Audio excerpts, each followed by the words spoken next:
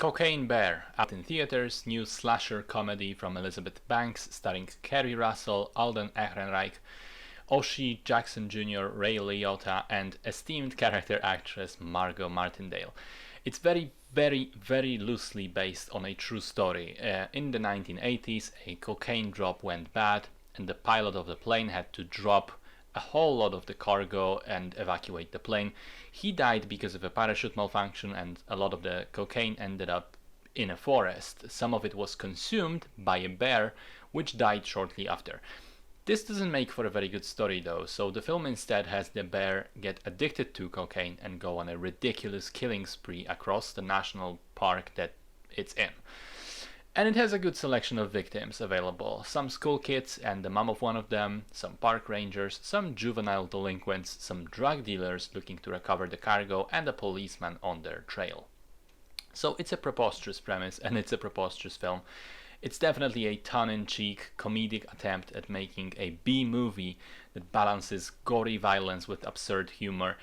And there are moments, certainly quite a few of them, that it works. In general, I thought that the middle part of the film is fairly entertaining, but it does drag a little bit at the beginning when all these different characters are first introduced, and then it drags in the final 20 minutes or so when it suddenly tries to become heartfelt and genuine. In general, I thought that the entire subplot about the kids should have been probably dropped from the film because the movie just really slows down to a halt whenever we're with them. Even though I want to point out that Christian Convery, who plays one of the kids, is very good. But it does take away from the other more entertaining members of the cast. My favorite bits were the ones with the drug dealers, especially the one played by O'Shea Jackson Jr. That character was properly funny.